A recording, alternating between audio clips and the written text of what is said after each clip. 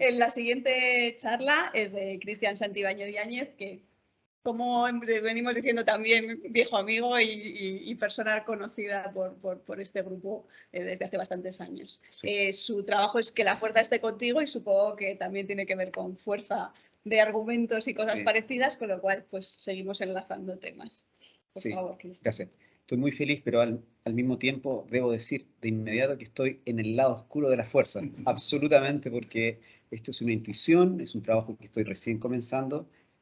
Ustedes están cansados y con hambre, y además Hubert ya hizo una excelente presentación del mismo tema, de modo que lo que viene es simplemente un relleno. Bien, ahí estamos.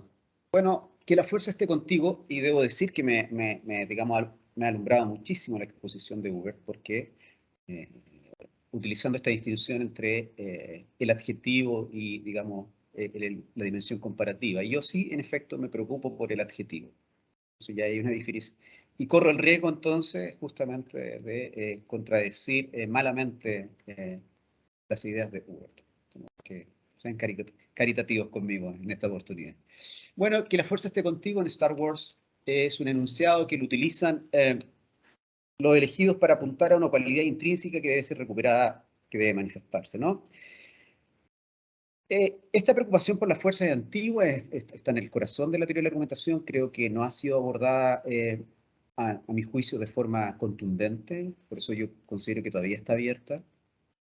Puedo adelantar que mi exposición, que voy a tratar de comunicar que una discusión distinta es qué es más fuerte, ¿de acuerdo? Y lo dijo Hubert al pasar respecto del concepto bueno o un buen argumento, que pueden haber dos buenos argumentos. Yo sostengo lo mismo, que pueden convivir argumentos fuertes. Pero para efectos de distinguir eso, necesitamos algún tipo de definición de qué es un argumento fuerte. Del mismo modo, se utiliza de forma natural, intuitiva, cotidiana.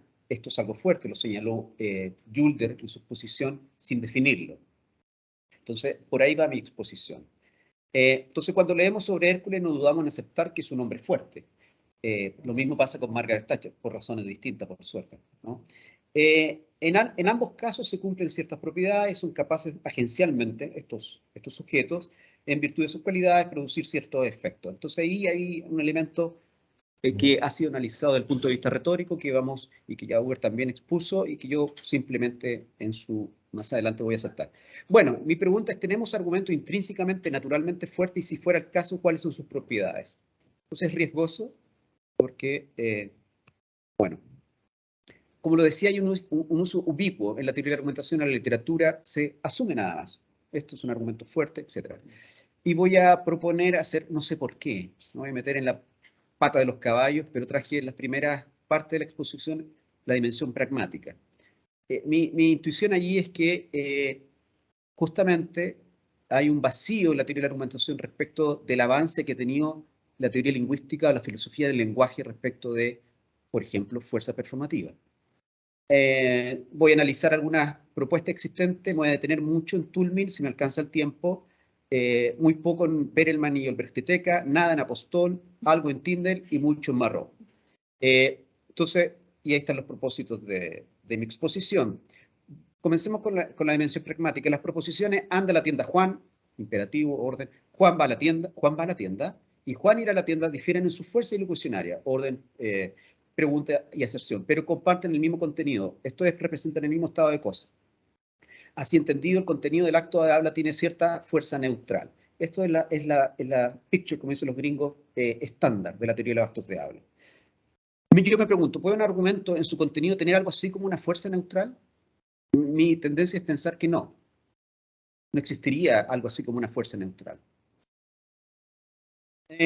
Entonces, el acto locucionario, en el marco de Austin, es el acto de expresar un cierto contenido, mientras que el acto locucionario consiste en la expresión de un cierto contenido con una cierta fuerza. La fuerza locucionaria se construye como una dimensión suplementaria, algo que se suma al contenido locucionario. Esto ciertamente se parece mucho a la imagen estándar. Aún así, uno no puede equiparar directamente la distinción locucionario y locucionario de Austin y la distinción de Searle, contenido y fuerza, porque ciertos pasajes en el trabajo de Austin sugieren que pudo haber tenido una intención de, por ejemplo, de incluir la contribución del modo de oración en el contenido locucionario del enunciado. Aquí hay muchos expertos, hay mucha literatura sistemática muy robusta en esta discusión. Por cuestiones de tiempo también tendré que dejarla fuera. En la imagen estándar, el significado general de un enunciado consta de dos ingredientes: la proposición expresada y la fuerza ilocutiva indicada por el modo. El significado de un enunciado es, por tanto, como una imagen del acto de habla en sus dos dimensiones, fuerza más contenido. Pero el acto de habla así representado no tiene por qué ser el acto de habla que el hablante realmente realiza al pronunciar la oración. Ejemplos típicos, la ironía, ¿no? En pocas palabras, el problema es este. Si afirmo que John es calvo, el contenido de mi afirmación es la proposición de que John es calvo. Esa proposición tiene a John y la calvicie como constituyente, pero es más que una lista o un agregado de constituyentes, puede ser verdadera o falsa. ¿Qué es lo que hace de un objeto y una propiedad una proposición evaluable por la verdad? Hanks argumenta que lo que proporciona el pegamento que une los componentes de la proposición es en realidad la fuerza. El hecho de que cuando afirmo que Juan es calvo, atribuyo la calvicie a Juan o afirmo la calvicie de él. En Recanete, aquí hay una distinción que me sirve mucho. Disculpen que hay mucha información y se ve poco. La distinción fundamental basada en la dirección de ajuste, bueno, que también ya estaba en la bibliografía anterior, entre dos amplios tipos de fuerza ejecutiva para el enunciado. Un enunciado tiene fuerza performativa siempre que pretende provocar el estado de cosas que representa, en lugar de informar o describir, como por ejemplo esta idea de la fuerza constativa, ¿no? Lo imperativo, los compromisorios o los compromisos tienen contenido proposicional y representan un estado de cosas de acuerdo con la imagen estándar, la fuerza directiva, compromiso, como en el caso especial un subtipo de fuerza performativa. Y esto es interesante. En las directivas se supone que, y se explica, en la directiva se supone que el estado de cosas representado por el enunciado se produce a través de alguna acción realizada por el oyente a causa del enunciado. Las directivas se caracterizan, por lo tanto, por el hecho de que la cadena causal desde el enunciado hasta el estado de cosas implica un paso intermedio. El enunciado motiva al oyente a actuar para provocar el estado de cosas. ¿Por qué traigo a colación esta bibliografía? Porque en esta bibliografía, que también está en el corazón de la teoría de la argumentación, de hecho hay teorías pragmáticas del argumento, está entonces el dominio semántico o este tipo de vocablo, causa, que es natural a la noción de fuerza. Los compromisos de otro tipo de acto de habla con fuerza performativa también presentan una causalidad mediada, pero es el hablante, no el oyente, a quien el enunciado motiva a actuar para provocar el estado de cosas que representa. Tanto las directivas como los compromisos difieren de otros actos de habla performativos que, como las declaraciones, se supone que provocan el estado de cosas que representan sin cargar específicamente al hablante o al oyente, lo cual no es verdad para la teoría de la argumentación, es todo lo contrario, quien entonces afirma, asevera, adquiere un cierto tipo de compromiso. Entonces ahí la visión estándar, pragmática, queda coja en algo. Bien, ¿se fijan? Ahí está lo pragmático. Se los dejo como una invitación, una insinuación, y veremos si en la parte final de la exposición logro recuperar todas estas ideas que intuitivamente creo que deberían estar en un concepto de fuerza. Ese es mi punto. Ahora, Toulmin, la fuerza no varía, señoras y señores. Yo creo que Toulmin hay que recuperarlo siempre, hay que releerlo. Y bueno, y ahí está en él un concepto de fuerza no desarrollado. El contexto básico, la realidad y la variedad de las esferas del argumento suministra todo el sostén a la distinción de Toulmin entre la parte variable y la parte invariable de todo argumento. Algo que se precisa y establece mejor todavía cuando a dicha distinción se agrega otra muy afín, fuerza y criterio. Se puede decir en general, aunque Toulmin pone el énfasis en las categorías lógicas modales, que una categoría lógica, por ejemplo, necesidad, posibilidad, imposibilidad, bla, bla, comprende dos aspectos en su significado. Uno invariante, que es su fuerza, otro dependiente, que es el criterio de aplicación. Y aquí es para puro, como dicen los gringos, spice it up, para puro condimentar, hacer la polémica. Leo de Hubert en un artículo sobre argumentos a fortiori que dice: para Toulmin la fuerza de un argumento depende precisamente de la garantía desplegada. Las garantías son de diferentes clases, por lo que confieren diversos grados de fuerza a las conclusiones que justifican. Y mi proposición aquí es que en realidad, por cierto, las garantías tienen fuerza, pero quien tiene mayor fuerza, o la fuerza primitiva, que voy a llamar, es el respaldo. Preguntamos por la fuerza de las categorías de imposibilidad y necesidad y por los criterios empleados en su aplicación, el zoólogo, el jugador, el matemático, el astrónomo, el físico y el hombre de la calle, encontraremos que, variando todo respecto de los principios que aducen, todo aplica de la misma manera. Así, el jugador nos explicará que hay 37 entradas distintas de 0,36 para la bola de la ruleta, de manera que considerar el número 37 como un número de una de esas entradas es asunto excluido y así imposible. El zoólogo despachará las pretensiones del centauro de la misma manera, como una posibilidad excluida, pero no por razones de convención, como es el caso de la ruleta, sino por el conocimiento que él posee de los animales que le permite excluir el caso del centauro como una imposibilidad de cabo a rabo. El astrónomo, etcétera, etcétera. Y el hombre de la calle, no hay más tiempo para dar los ejemplos. Los criterios de imposibilidad, entonces, son diferentes al ir de una esfera de aplicación de la categoría a otra, pero su mera explicitación ha servido ya para mostrar que mientras el criterio de imposibilidad varía, la fuerza de la categoría es la misma y consiste en incluir, no admitir, rechazar, todo aquello a lo cual se antepone la fórmula imposible. En otras palabras, aplicar la fórmula imposible a una proposición o a una noción tiene el sentido de la indicación, no se considere en absoluto, de donde las razones o criterios para la exclusión varían de una esfera a otra. No, querida audiencia, no varía la fuerza.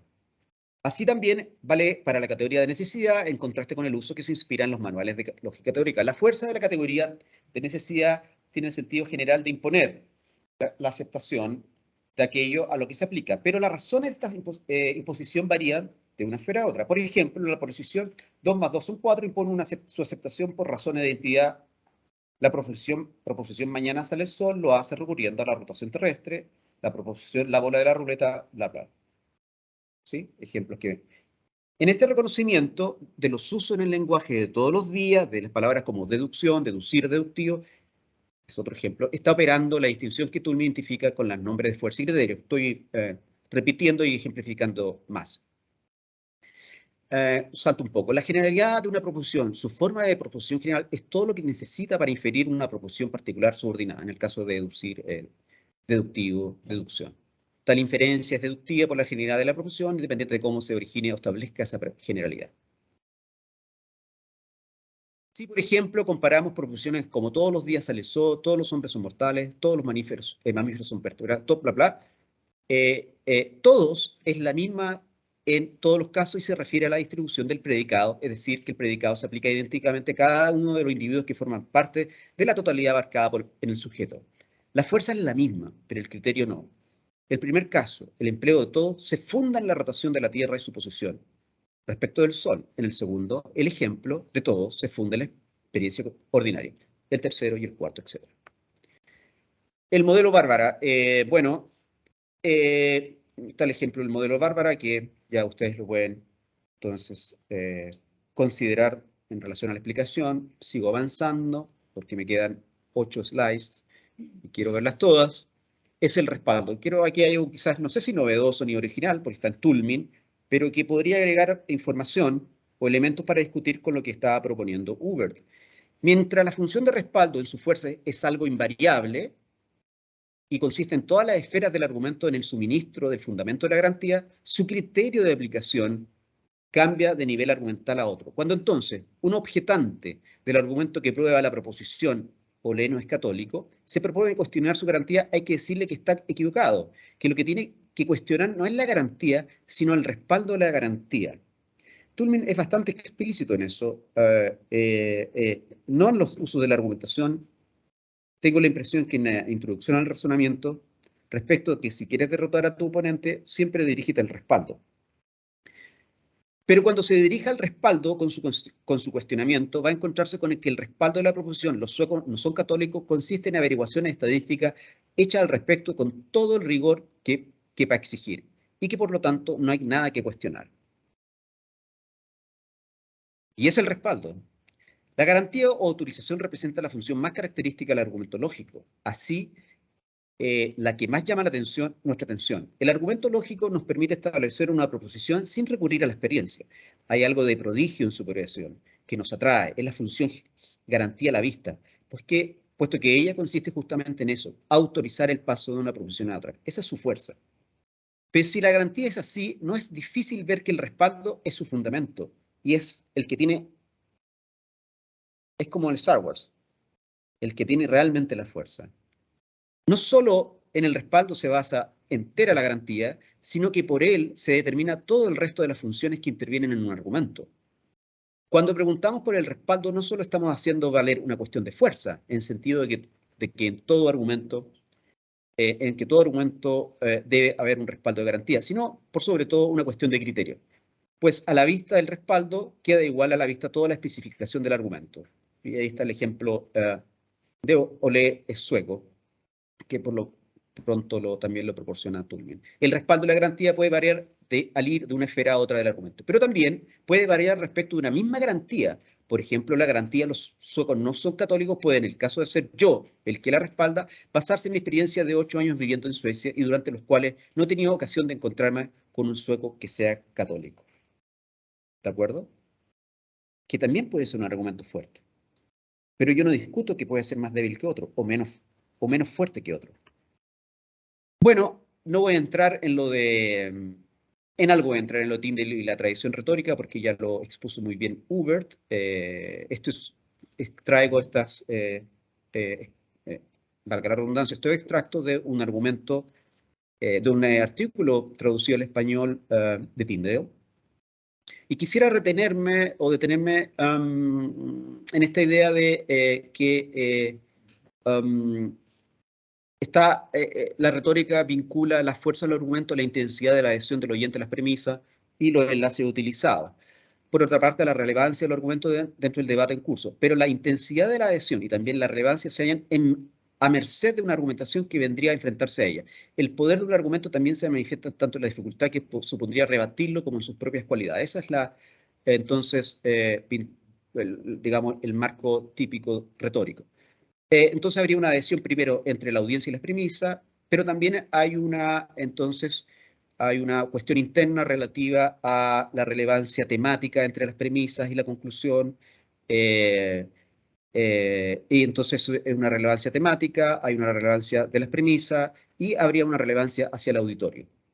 3 tipos de relevancia que harían, si el orador se ajusta a ellas 3 o la utiliza correctamente, entonces haría de su caso un caso fuerte. Bien. Y aquí vale interesante esto porque es lo que voy a recuperar en los 2 últimos minutos, que es mi propuesta, esta idea de objetividad que la lectura de Tyndall hace del texto de Perelman relativo a que habría que utilizar cierto criterio de objetividad, porque no se trata de tener en cuenta para un buen orador, un orador que considera que está comunicando argumentos fuertes, pensar en todos los argumentos potenciales posibles que lo van a contradecir, sino aquellos que son ¿cómo decirlo? Reales, a la mano, que son parte de la audiencia, y entonces allí uno podría decir, a propósito de que habría que generar también, para tener una buena teoría de un argumento fuerte, desde el punto de vista retórico, conceptos claros y distintivos de tipos de audiencia. Porque aquí, entonces, y con esto voy terminando, de hecho. Marro ya expuso perfectamente su posición. Creo que es el jefe del proyecto, ¿no? Es la mejor teoría que tenemos, la más desarrollada en la teoría de la comparación de los argumentos fuertes. Esto lo siento. Bueno, derive de propiedad y naturaleza, y con esto termino, justo en mi tiempo, creo, que no hablé de la fuerza dialógica. Fabricio Macaño habla de la fuerza dialógica, por ejemplo, la fuerza que tienen las presunciones, los entimemas, la implicitud, la evocación. Creo que, por ejemplo, Alberto. Álvaro, con A. Disculpa. Yo creo que ese recorte, ese ejemplo que diste es un argumento fuerte, pero justamente está en el lado oscuro de la fuerza, ¿no? Por eso nos provoca. Entonces, un argumento fuerte, y aquí viene la definición, es en su naturaleza el que se construye considerando el respaldo que posee robustez. Y cuando digo esto, robustez lo estoy uniendo a la variable no de audiencia, no en el sentido retórico, sino en el sentido histórico. Entonces, hay respaldos que navegan por cuestiones, por contextos sociales y que persisten en el tiempo. Así de vago tengo que ser hasta el momento. No se trata del más fuerte, mi discusión no es sobre el más fuerte, sino del que posee las propiedades para observarlo como tal en un dominio. Tampoco quisiera mi exposición, yo creo que para tener una definición de un argumento fuerte hay que eliminar una connotación que tienen los criterios de la lógica informal respecto de lo bueno, suficiente, bueno y aceptabilidad, que este olor a lo virtuoso. No, hay argumentos fuertes que están en el lado oscuro de la fuerza, no son bondadosos. Yo creo que hay que entonces considerar en la definición del argumento fuerte justamente aquellos. La fuerza está en los dos dominios, en la luz y en la oscuridad. Sus propiedades, creo, y las podemos discutir, son de afinidad interna y externa. Aquí nada novedoso, es de estructura y algo histórico, porque para generar un concepto fuerte relativo a la audiencia hay que seguir produciendo teoría. Yo creo, por ejemplo, la noción de audiencia interactiva de Govier es bastante importante. Así la premediática distingue entre audiencia primaria y secundaria, que también ayuda, pero hay que tener una teoría más robusta de la audiencia. Tiene plasticidad. Parte de sus constituyentes pueden reemplazarse por contenidos que se hacen emerger por sus constituyentes primitivos, no primitivos. Y pragmáticamente, y con esto termino, su fuerza radica en que genera un esfuerzo mayor a su objeción. Eso es un argumento fuerte. Por eso navegan en el tiempo. Y por eso existen argumentos odiosos, uniendo la exposición anterior. Porque podemos reconocer los que tenemos que adoptar distintos tipos de estrategias para rebatirlo y eliminarlo del contexto, en el espacio en que navegan. Pero sí, tenemos que conservar el adjetivo porque no podemos desecharlo del vocabulario de todos los días. Y ese es el desafío. Gracias.